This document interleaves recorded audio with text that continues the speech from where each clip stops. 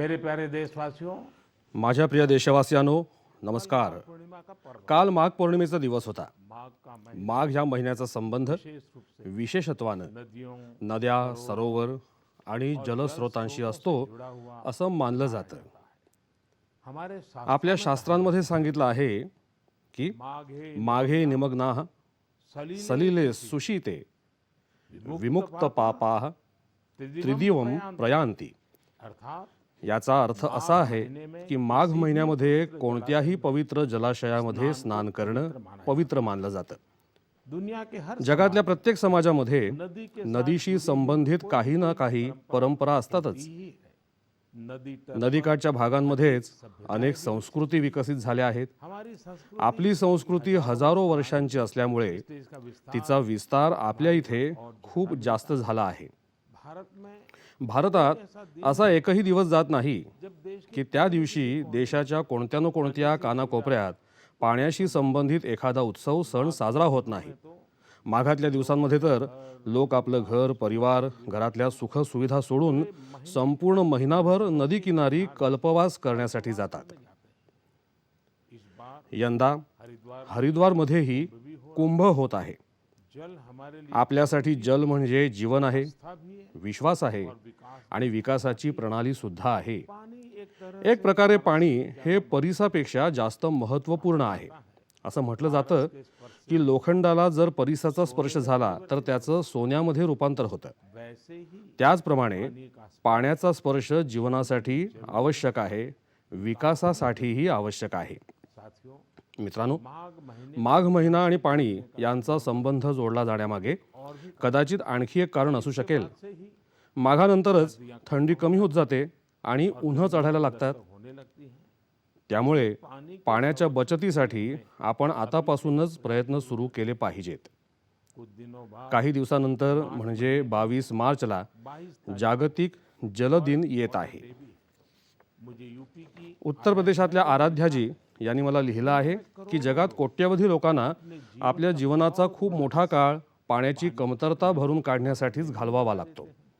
बिन पानी पाण्याविना सर्व काही व्यर्थ असं उगाच म्हटलेलं नाही. पानी के संकट पाणी संकट सोडवण्यासाठी एक खूप चांगला संदेश पश्चिम बंगालमधल्या उत्तर दिनाजपूर इथल्या सुजितजी यांनी मला पाठवला आहे. सुजीत जी ने सुजितजी यांनी लिहिलं आहे कि प्रकृति की निसर्गानं पाण्याच्या रूपानं हमें एक आपल्या सर्वांना एक सामूहिक भेट दिली आहे. इसलिए त्यामुळे इसे बचाने ती भेट जपून खर्च करण्याची जबाबदारीही सामूहिक आहे. ये बात सही है। हे तर अगदी खरं आहे की ज्याप्रमाणे भेट सामूहिक आहे त्याप्रमाणे ती भेट सांभाळण्याची जबाबदारीही सामूहिक आहे.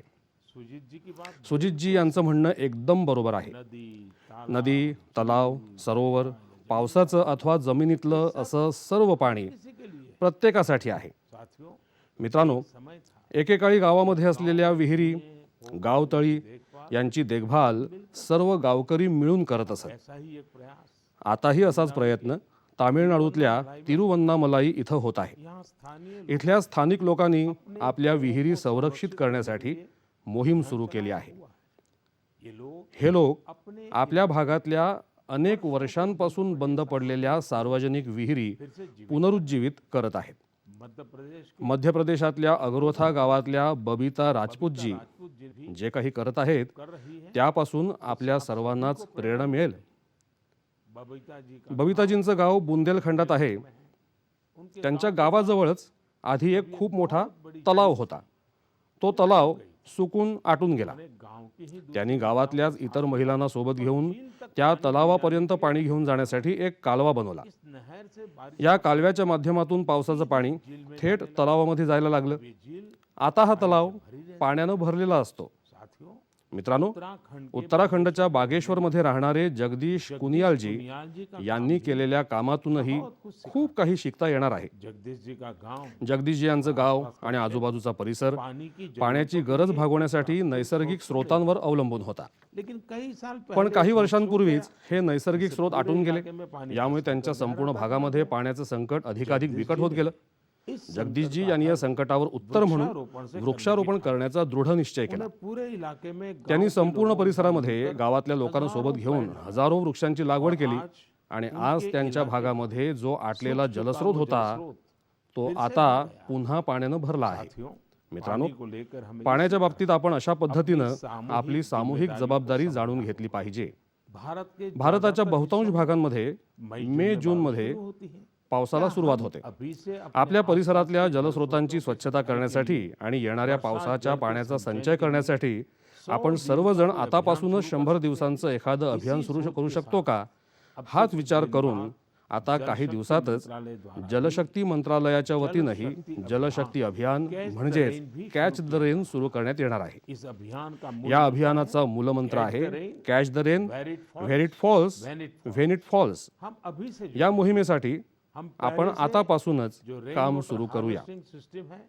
आपल्याकडे आधीपासूनच ज्या रेन वॉटर हार्वेस्टिंग प्रणाली आहेत त्यांची दुरुस्ती करून घ्यायची आहे. गावांची, तलावांची, तळ्यांची स्वच्छता करून घेऊ. जलस्रोतांपर्यंत जात असलेल्या पाण्यामध्ये जर कुठे अडथळे येत असतील तर ते दूर करूया आणि त्यामुळे जास्तीत जास्त पावसाच्या पाण्याचा संचय आपण करू शकू. माझ्या प्रिय देशवासियांनो, ज्यावेळी माघ महिना आणि त्याच्या आध्यात्मिक सामाजिक महत्वाची चर्चा होते त्यावेळी ती चर्चा एका नावाशिवाय पूर्णच होत नाही. हे नाव आहे संत रविदासजी यांचं. माघ पौर्णिमेला संत रविदासजी यांची जयंती असते. आजही संत रविदासजींचे शब्द, त्यांचं ज्ञान आपल्याला मार्गदर्शन करतात. त्यांनी म्हटलं होतं की एकई माती के सब भांडे, सबका एकौ सिरजनहार, रविदास व्यापै एकई घट भीतर, सबको एकई घडे कुम्हार. याचा अर्थ असा आहे की आपण सर्वजण एकाच मातीनं बनलेली भांडी आहोत. आपल्या सर्वांना एकानंच घडवलंय. संत रविदासजी यांनी समाजामध्ये असलेल्या विकृतीविषयी नेहमीच मोकळेपणानं आपलं मनोगत व्यक्त केलं आहे. त्यांनी त्या विकृती समाजासमोर मांडल्या, त्यांच्यामध्ये सुधारणा करण्यासाठी मार्ग दाखवला आणि म्हणूनच मीराजी यांनी रविदास यांच्याविषयी म्हटलं होतं, गुरु मिलिया रैदास दिन्ही ज्ञान की गुटकी. हे माझं भाग्य आहे की संत रविदास यांचं जन्मस्थान असलेल्या वाराणसी या भागाशी माझा खूप मोठा संबंध आहे. संत रविदासजी यांनी जीवनामध्ये गाठलेली आध्यात्मिक उंची आणि त्यांच्या ठायी असलेली अपार ऊर्जा यांचा अनुभव मी वाराणसी या तीर्थक्षेत्री घेतला आहे. मित्रांनो, रविदासजी सांगतात, करम बंधन में बंध रहियो, फल की ना तज्जियो आस, कर्म मानुष का धर्म है, सत भाखे रविदास. याचा अर्थ असा की आपण निरंतर आपलं कर्म करत राहिलं पाहिजे, मग त्याचं फळ तर नक्कीच मिळेल. म्हणजेच कर्मानं सिद्धी साध्य होतेच होते. संत रविदास यांची आणखी एक गोष्ट आजच्या युवा वर्गानं जरूर शिकली पाहिजे. युवकांनी कोणतंही काम करताना स्वतःला जुन्या पद्धती रीती यांच्यामध्ये अडकून घेता कामा नये. आपल्या जीवनात नेमकं कोणतं काम करायचंय हे स्वतःच ठरवावं. कामाची पद्धतही आपण स्वतःच निश्चित करावी आणि आपलं उद्दिष्टही स्वतःच ठरवावं. जर आपली सतत विवेक बुद्धी आणि आत्मविश्वास दृढ असेल तर मग तुम्हाला जगातल्या कोणत्याही गोष्टींना घाबरण्याची गरज नाही. असं मी अशासाठी सांगतोय कारण कित्येक वेळा आमचा युवा वर्ग पूर्वापार चालत आलेल्या विचारांच्या दबावाखाली स्वतःच्या मनाजोगत काम करू शकत नाही. त्यामुळे आपल्याला कधीही नवा विचार करणं, नवीन काही काम करणं यासाठी संकोच वाटता कामा नये. याचप्रमाणे संत रविदासजी यांनी आणखी एक महत्त्वपूर्ण संदेश दिला आहे. हा संदेश आहे तो म्हणजे आपल्या पायावर उभं राहणं. आपली स्वप्न पूर्ण करण्यासाठी आपण दुसऱ्या कुणावर तरी अवलंबून राहावं हे तर अजिबात बरोबर नाही. जे काही जसं आहे तसं सुरू राहावं असं रविदासजींना कधीच वाटत नव्हतं. आणि आज आपण पाहतो की देशातले युवकही असा विचार कधीच करणार नाहीत. आज जेव्हा देशातल्या युवकांमध्ये मी नवसंकल्पनांचा जोम पाहतो त्यावेळी वाटतं की आमच्या युवकांविषयी संत रविदासजींना नक्कीच अभिमान वाटला असता. माझ्या प्रिय देशवासियांनो, आज राष्ट्रीय विज्ञान दिवस सुद्धा आहे. आजचा दिवस भारताचे महान वैज्ञानिक डॉक्टर CV रमनजी यांनी शोधून काढलेल्या रमन इफेक्टला समर्पित आहे. केरळच्या योगेश्वरनजी यांनी नमो ॲपवर लिहिलं आहे की रमन इफेक्टच्या शोधामुळे संपूर्ण विज्ञानाची दिशाच बदलली होती. याबाबत एक खूप चांगला संदेश मला नाशिकच्या स्नेहिलजी यांनीही पाठवला आहे. स्नेहिलजी यांनी लिहिलंय कि हमारे की आपल्या देशात अगणित संशोधक आहेत ज्यांच्या योगदानाशिवाय विज्ञानामध्ये इतकी प्रगती झाली नसती. हम जैसे दुनिया आपल्याला जगातल्या इतर वैज्ञानिकांची माहिती असते तशीच आपण भारतातल्या संशोधकांची माहितीही जाणून घेतली पाहिजे. मैं भी मी सुद्धा मन की बातच्या या श्रोत्यांनी व्यक्त केलेल्या मताशी सहमत आहे. मैं जरूर चाहूंगा मलाही असंच वाटतं की आपल्या युवकांनी भारतातल्या संशोधकांचा इतिहास, हमारे वैज्ञानिक त्यांनी केलेलं कार्य यांची माहिती जाणून घ्यावी, समजून घ्यावी आणि त्यांच्याविषयी भरपूर वाचावं. की बात करते हैं मित्रांनो, ज्यावेळी आपण विज्ञानाबाबत बोलतो फिजिक्स त्यावेळी लोकांना अनेकदा भौतिक रसायनशास्त्र अथवा प्रयोगशाळा यांच्यापुरता हा विषय मर्यादित आहे असं वाटतं. इससे मात्र विज्ञानाचा विस्तार त्यापेक्षा खूप प्रचंड आहे आणि आत्मनिर्भर भारत अभियानात तर विज्ञानाच्या शक्तीचं खूप मोठं योगदानही आहे. हमें साइंस को आपण विज्ञानाला लॅब टू लँड आगे बढ़ा असा मंत्र मानून पुढे गेलं पाहिजे. के तौर पर या संदर्भात हैदराबादच्या चिंतला व्यंकट रेड्डी यांचं उदाहरण देता येईल. डॉक्टर मित्र ने रेड्डीजी यांच्या एका डॉक्टर मित्रानं त्यांना एकदा व्हिटॅमिन डीच्या कमतरतेमुळे होणारे आजार आणि त्याचे धोके याविषयी सांगितलं. रेड्डीजी शेतकरी आहेत. कहा कि वो इस त्यांनी या समस्येवर उपाययोजना म्हणून आपण काय करू शकतो यावर विचार करायला सुरुवात केली. त्यानंतर त्यांनी खूप परिश्रम केले. गहू तांदूळ या पिकांचे व्हिटॅमिन डी युक्त वाण विकसित केले. विटामिन डी से युक्त याच महिन्यामध्ये इसी महीने जिनिव्हाच्या जागतिक बौद्धिक संपदा संघटनेकडून से त्यांनी विकसित केलेल्या पिकांच्या वाणांचं स्वामित्व हक्क पेटंटही त्यांना मिळालं आहे. रेड्डी जी को पिछले साल हे आमच्या सरकारचं मोठं भाग्य आहे की सरकारनं चिंतला व्यंकट रेड्डीजी यांना गेल्या वर्षी बहुत पद्मश्रीचा पुरस्कार देऊन गौरवलं होतं. लद्दाख अशाच अनेक नवसंकल्पना वास्तवात आणून लडाखचे उर्गेन फुत्सौग काम करत आहेत. जी उर्गेनजी एवढ्या उंच स्थानीही सेंद्रिय पद्धतीनं शेती करून जवळपास 20 प्रकारची पिकं घेतात. रहे हैं वो चक्राकार पद्धतीनं साइक्लिक ते शेती करतात. यानी म्हणजेच एका पिकाच्या वाया जाणाऱ्या कचऱ्याचा दूसरी ते दुसऱ्या पिकासाठी खत म्हणून वापर करतात. है ना कमाल. आहे की नाही कमालीची बाब. इसी तरह याच पद्धतीनं गुजरातमधल्या पाटण जिल्ह्यात कामराजभाई चौधरी यांनी घरामध्येच शेवग्याचं अतिशय चांगलं बियाणं विकसित केलं आहे. सहजन को कुछ लोग शेवग्याला काही लोक सरगवा, मोरिंगा असं म्हणतात, मोरिंगा ड्रमस्टिक असंही म्हणतात. अच्छे जर चांगलं बियाणं असेल तर झाडाला खूप शेवग्याच्या शेंगा लागतात. क्वालिटी भी अच्छी होती शेंगांचा दर्जाही चांगला असतो. उपज को वो अब आपल्या शेवगाच्या शेंगा आता तामिळनाडू आणि पश्चिम बंगाल या राज्यांमध्ये पाठवून ते आपलं उत्पन्नही वाढवत आहेत. मित्रांनो, चिया आजकाल चिया सीड्स हे नाव तुम्ही खूप ऐकलं असेल. हेल्थ अवेयरनेस आरोग्याविषयी जे जागरूक आहेत काफी महत्व त्या लोकांना चिया सीडचं महत्त्व वाटतं में इसकी बड़ी आणि जगभरातूनही त्याला खूप मोठी मागणी आहे. इसे जान भारतात बहुतांश प्रमाणात चिया सीड बाहेरून मागवलं जातं. में आत्मनिर्भर परंतु आता चिया सीड्सच्या बाबतीत आत्मनिर्भर बनण्याचा संकल्पही अनेक लोकांनी केला आहे. बाराबंकी अशाच प्रकारे उत्तर प्रदेशातल्या बाराबंकी इथल्या हरिश्चंद्रजी यांनी चिया सीड्सची शेती सुरू केली आहे. बढ़ाएगी और चिया सीड्सच्या शेतीमुळे त्यांच्या कृषी उत्पन्नात वाढ होणार आहे आणि आत्मनिर्भर भारत अभियानालाही मदत मिळणार आहे. मित्रांनो, कृषी कचऱ्यातून संपत्ती निर्माण करण्याचेही अनेक प्रयोग देशभरामध्ये यशस्वी होत आहेत. जैसे मधु जसं मदुराईच्या मुरुगेसनजी यांनी केळ्याच्या कचऱ्यापासून दोरखंड बनवण्याचं यंत्र तयार केलं आहे. मुरुगेसन जी के मुरुगेसनजी यांच्या या नवसंकल्पनेमुळे पर्यावरण आणि कचरा यांच्या समस्येवर उपाय मिळणार आहेत. किसानों के तसंच शेतकरी बांधवांना अतिरिक्त उत्पन्न कमवण्याचा मार्गही मिळणार आहे. साथियों मित्रांनो, की बात के मन की बातच्या श्रोत्यांना इतक्या सर्व लोकांविषयी माहिती देण्यामागे माझा हेतू हाच आहे की आपण सर्वांनी या वेगळं काम करणाऱ्या लोकांकडून देश का हर प्रेरणा घ्यावी. ज्यावेळी देशाचा प्रत्येक नागरिक आपल्या जीवनात विज्ञानाचा विस्तार करेल, प्रत्येक क्षेत्रामध्ये तो करेल, त्यावेळी प्रगतीचे मार्गही मुक्त होणार आहेत आणि देश आत्मनिर्भर बनणार आहे. और मुझे विश्वास है अशा अनेक गोष्टी देशाचा प्रत्येक नागरिक करू शकतो असा मला विश्वास आहे. प्यारे साथियों माझ्या प्रिय मित्रांनो, कोलकाता के कोलकाताचे रंजनजी यांनी आपल्या पत्रात खूप चांगला आणि मूलभूत म्हणावा असा प्रश्न उपस्थित केला आहे साथी आणि त्याचबरोबर एका चांगल्या पद्धतीनं त्या प्रश्नाला उत्तर देण्याचाही प्रयत्न केला आहे. रंजनजी यांनी लिहिलंय की जेव्हा आपण आत्मनिर्भर होण्याबाबत बोलतो तेव्हा त्याचा आमच्यासाठी नेमका अर्थ काय असतो. इसी सवाल के या प्रश्नाच्या उत्तरामध्ये त्यांनीच पुढे लिहिलंय की आत्मनिर्भर भारत अभियान केवळ सरकारी धोरण नाही गवर्नमेंट पॉलिसी तर एक राष्ट्रीय चैतन्य आहे. एक नेशनल स्पिरिट है. त्यांना असं वाटतं वो मानते हैं की आत्मनिर्भर होण्याचा अर्थ असा आहे होने का अर्थ है की आपल्या नशिबाचा निर्णय आपण स्वतः करणं. याचाच अर्थ आपण स्वतःच आपले भाग्य विधाता होणं. रंजन बाबू की रंजन बाबू यांचं म्हणणं अगदी 100% योग्य आहे. त्यांचं हेच म्हणणं पुढे नेत मी असंही म्हणेन की आत्मनिर्भरतेची पहिली अट असते होती है आपल्या देशाच्या वस्तूंविषयी पर गर्व, मालाविषयी अभिमान बाळगणं. देश के आपल्या देशातल्या लोकांनी बनवलेल्या वस्तूंचा अभिमान वाटणं.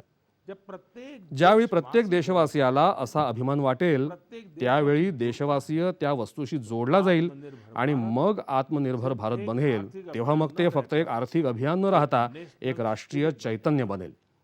जब आसमान ज्यावेळी आपण आकाशामध्ये आपल्या देशामध्ये बनवलेल्या तेजस लढाऊ विमानांची उत्तुंग भरारी आणि साहसी चित्तथरारक प्रात्यक्षिकं पाहतो, ज्यावेळी भारतामध्ये बनलेले रणगाडे, भारतामध्ये बनवलेली क्षेपणास्त्र आपला गौरव वाढवतात, देशों में ज्यावेळी समृद्ध देशांमध्ये आपण मेट्रो ट्रेनमध्ये मेड इन इंडिया असा शिक्का असलेले कोच पाहतो, ज्यावेळी डझनभर देशांमध्ये मेड इन इंडिया कोरोनाची लस पोहोचताना आपण पाहतो, माथा, त्यावेळी आमची मान अभिमानानं अधिक उंचावते. ऐसा ही नहीं है असं काय नाहीये की मोठमोठ्या गोष्टींमुळेच भारताला आत्मनिर्भरता येईल.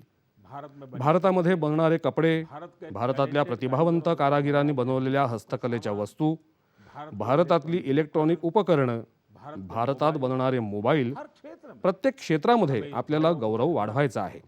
जब हम इसी ज्यावेळी आपण असा विचार करून पुढची वाटचाल करू, सही मायने त्याच वेळी खऱ्या अर्थानं देश आत्मनिर्भर बनणार आहे. आणि मित्रांनो, मला आनंद होतोय की आत्मनिर्भर भारताचा हा मंत्र देशातल्या गावागावांमध्ये पोहोचतोय. बिहार के बिहारमधल्या बेतियामध्येही असंच झालं आहे. जिसके बारे याविषयीची माहिती मला प्रसारमाध्यमांमधून वाचायला मिळाली. में रहने वाले बेतियाचे रहिवासी प्रमोदजी दिल्ली में दिल्लीत एका LED बल्ब बनवणाऱ्या कारखान्यात तंत्रज्ञ म्हणून काम करायचे. फैक्ट्री में काम करते थे. कारखान्यात काम करत असताना त्यांनी ही संपूर्ण निर्मिती प्रक्रिया व्यवस्थित समजून घेतली. बहुत बारीकी से समझा. पण कोरोनाच्या काळात कोरोना के दौरान प्रमोदजी यांना त्यांच्या घरी परत जावं लागलं. लौटना पड़ा. पण तुम्हाला माहिती आहे की प्रमोदजींनी घरी परत आल्यावर काय केलं? उन्होंने खुद त्यांनी LED बल्ब तयार करण्याचा स्वतःचा एक छोटासा कारखाना सुरू केला. उन्होंने त्यांनी या कामात क्षेत्र के आपल्या परिसरातल्या काही तरुणांना सोबत घेतलं आणि काही महिन्यांमध्येच कारखान्यात काम करणारा एक कामगार, ते कारखान्याचा मालक असा प्रवास पूर्ण केला, तोही आपल्या स्वतःच्या घरात राहून. एक और अजून एक उदाहरण आहे यूपी के उत्तर प्रदेशातील गढमुक्तेश्वर मधलं. मुक्तेश्वर गढमुक्तेश्वर इथं राहणाऱ्या संतोषजी लिखा है. यांनी कोरोना काळातल्या संकटाचं रूपांतर संधीत कसं केलं आपदा हे एका पत्राद्वारे आम्हाला कळवलं. संतोष जी के संतोषजी यांचे पूर्वज हुशार कारागीर होते. चटाई ते चटई बनवायचे. करते थे.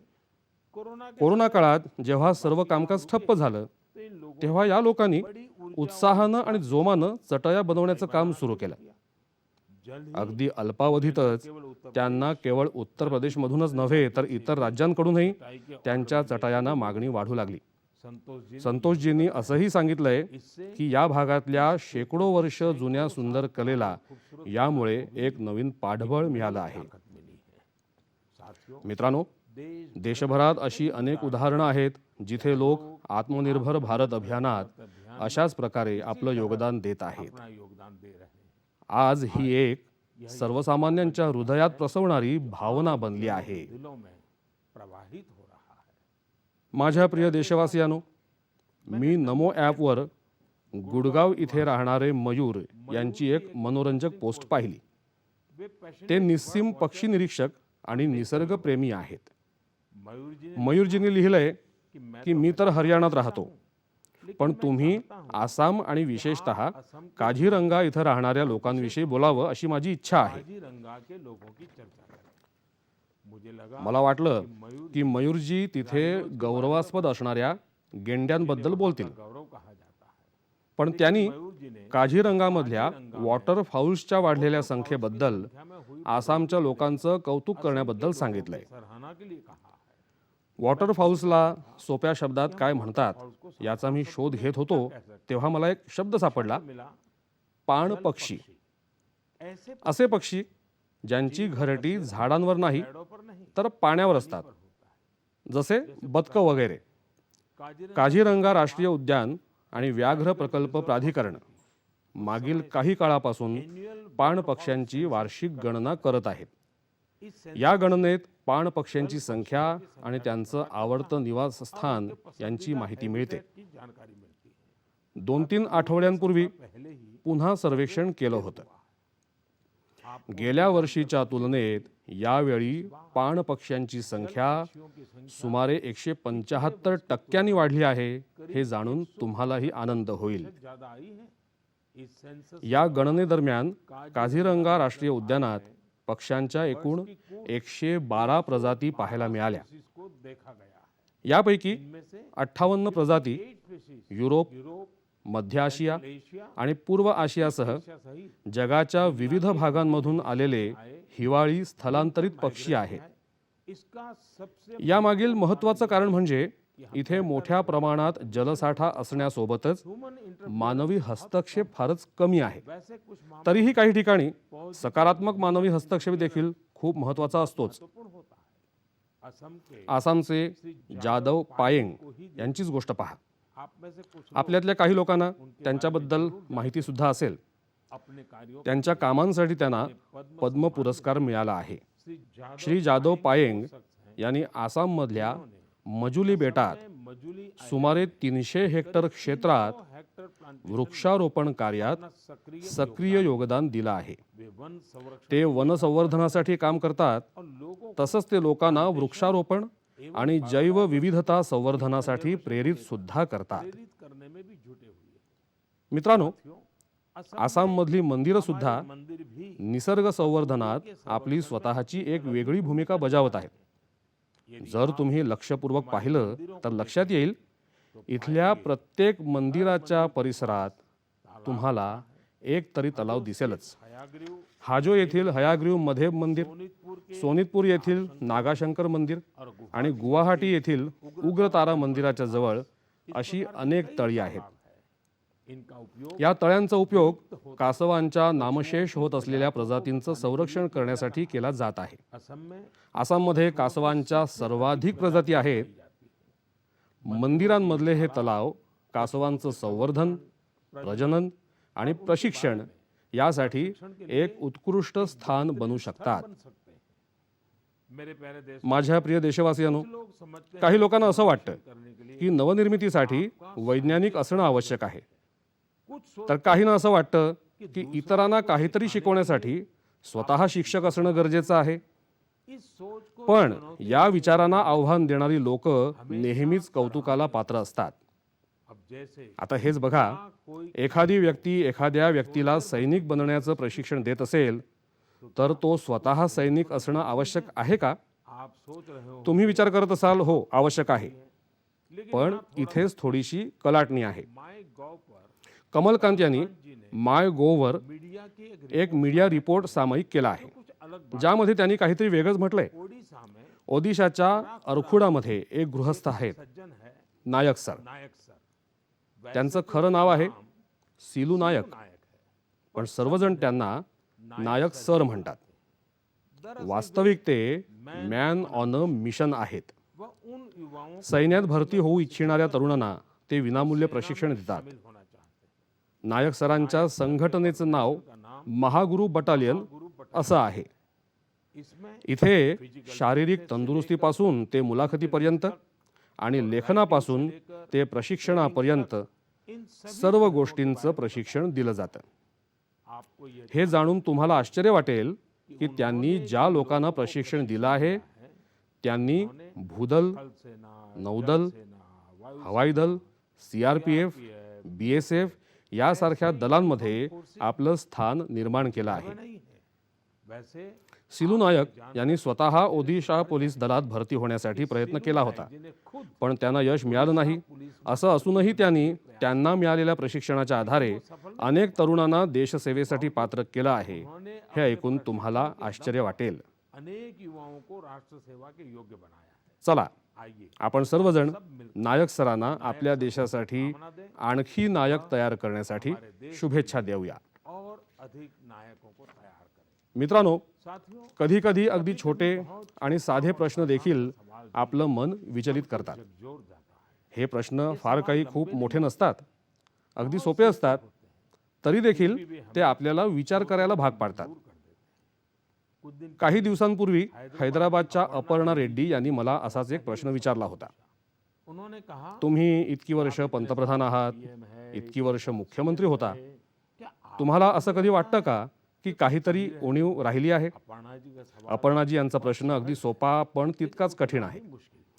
या प्रश्नावर मी विचार केला तेव्हा माझ्या लक्षात आलं की एक उणीव नक्की राहिली आहे. जगातली सर्वात जुनी भाषा तामिळ शिकण्यासाठी मी जास्त प्रयत्न करू शकलो नाही. मी तामिळ शिकू शकलो नाही. जगभरात लोकप्रिय असलेली ही एक सुंदर भाषा आहे. अनेकांनी मला तामिळ साहित्याचा दर्जा आणि त्यातल्या कवितांच्या सखोल भावार्थाबद्दल अनेक गोष्टी सांगितल्या आहेत. आपली संस्कृती आणि अभिमानाचं प्रतीक असणाऱ्या अशा अनेक भाषा भारतामध्ये आहेत. भाषेबद्दल बोलत असताना मला तुम्हाला एक छोटीशी मनोरंजक क्लिप ऐकवायची आहे. भवतां सर्वेषां हार्दं हार्दं स्वागतम् अस्ति. एकता मूर्त्याः दक्षिणतः सातपुला पर्वतमाला अस्ति. एकता मूर्त्याः वामतः विंध्याचल पर्वतमाला अस्ति. एकता मूर्त्याः नर्मदा नदीस्य उपरि भागे वर्तते. अहम् एकता मूर्त्याः कार्यकर्ता अस्ति. सरदार वल्लभभाई पटेलः लोह पुरुषः इति उच्यते. दरअसल आता तुम्ही जे ऐकलं ते सरदार पटेल यांचा जगातला सर्वात उंच पुतळा स्टॅच्यू ऑफ युनिटी बद्दल एक गाईड लोकांना संस्कृत भाषेतून माहिती देत आहे. आपल्याला हे ऐकून आनंद वाटेल की केवडियामध्ये 15हून अधिक गाईड आहेत जे अस्खलित संस्कृत भाषेतून लोकांना माहिती देतात. आता मी तुम्हाला आणखी एक आवाज ऐकवतो.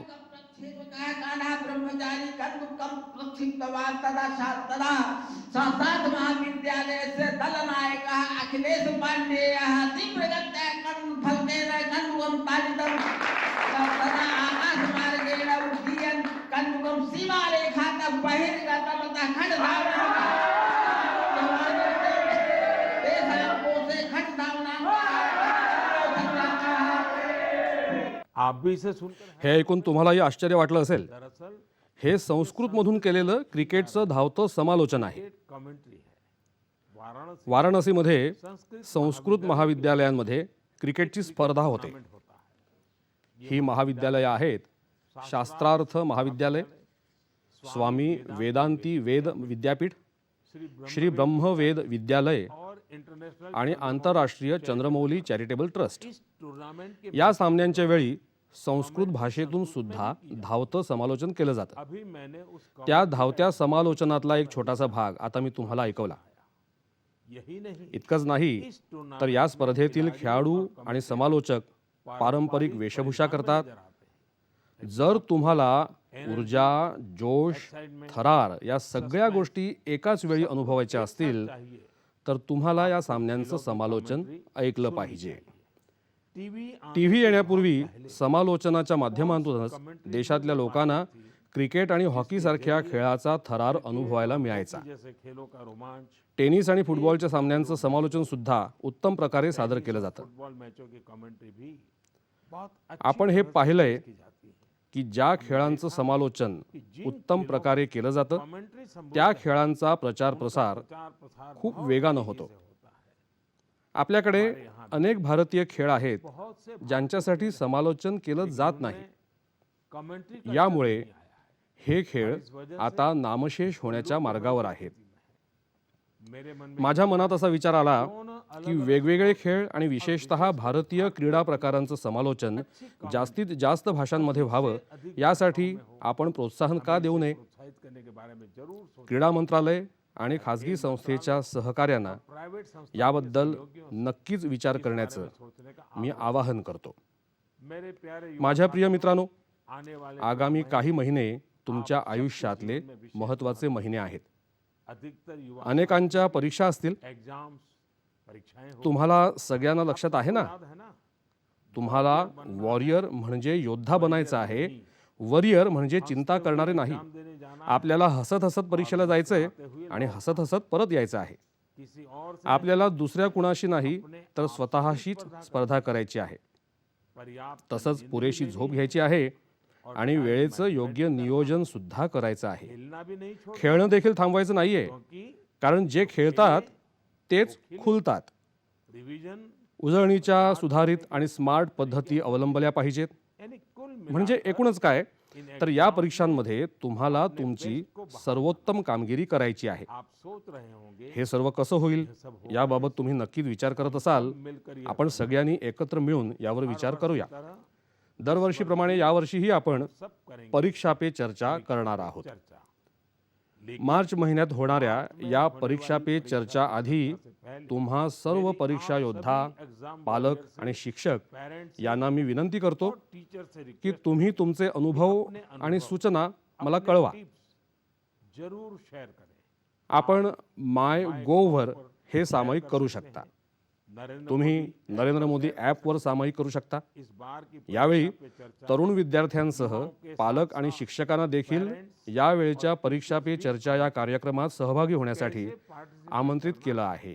कैसे प्राइज सहभाग कसा घ्यायचा, बक्षीस कसं जिंकता येईल, माझ्याशी चर्चा करण्याची संधी कशी मिळवायची या संबंधी सर्व माहिती आपल्याला माय गोव या संकेतस्थळावर मिळेल. अब तक आतापर्यंत 1 लाखाहून जास्त विद्यार्थी, करीब सुमारे 40,000 पालक आणि सुमारे 10,000 शिक्षक सहभागी झाले आहेत. भाग ले चुके हैं. तुम्हीही आप भी आजच सहभागी व्हा. पार्टिसिपेट कीजिए. या कोरोनाच्या काळात समय में मी थोडा वेळ काढून समय निकालकर एक्झाम वॉरियर या पुस्तकात काही मंत्र जोडले आहेत. अब आता पालकांसाठीही यात काही मंत्र जोडले आहेत. इन मंत्रों या मंत्रांशी संबंधित बरेच मनोरंजक उपक्रम नरेंद्र मोदी ॲपवर उपलब्ध आहेत, जे तुमच्यातला परीक्षा योद्धा चेतवतील. मदद करेगी. आप इनको तुम्ही नक्की हे करून पहा. सर्व युवा वर्गाला आगामी परीक्षांसाठी परीक्षाओं के लिए अनेक शुभेच्छा. बहुत बहुत शुभकामनाएं. माझ्या प्रिय देशवासियांनो, मार्च महिना हा आपल्या आर्थिक वर्षाचा शेवटचा महिना सुद्धा आहे. होता है. इसलिए म्हणूनच तुमच्यातले अनेक जण बहुत से लोगों के खूप व्यग्र सुद्धा असतील. व्यस्तता भी रहेगी. अब जिस आता तरह से आपल्या देशातल्या आर्थिक उपक्रमांना वेग आला आहे, हो रही है त्यामुळे आपले व्यापारी आणि उद्योजक सुद्धा खूपच व्यग्र असतील. बहुत बढ़ रही है. इन या सर्व कामांमध्ये आपल्याला कोरोना प्रतिबंधक सावधगिरीकडे दुर्लक्ष करून चालणार नाही. आप सब तुम्ही सर्व निरोगी असाल, खुश आनंदी असाल, कर्तव्याच्या मार्गावर ठाम राहाल, तो देश तेव्हाच देश वेगाने पुढे मार्गक्रमण करत राहील. सभी को तुम्हाला सर्वांना की अग्रिम सण उत्सवाच्या शुभेच्छा. साथ साथ कोरोना संदर्भातल्या नियमांचं पालन करण्यात जो भी कोणत्याही प्रकारचा पालन करना है हलगर्जीपणा उसमें करू नका. कोई ढिलाई नहीं. सर्व नियम पाळा. बहुत बहुत धन्यवाद. खूप खूप धन्यवाद.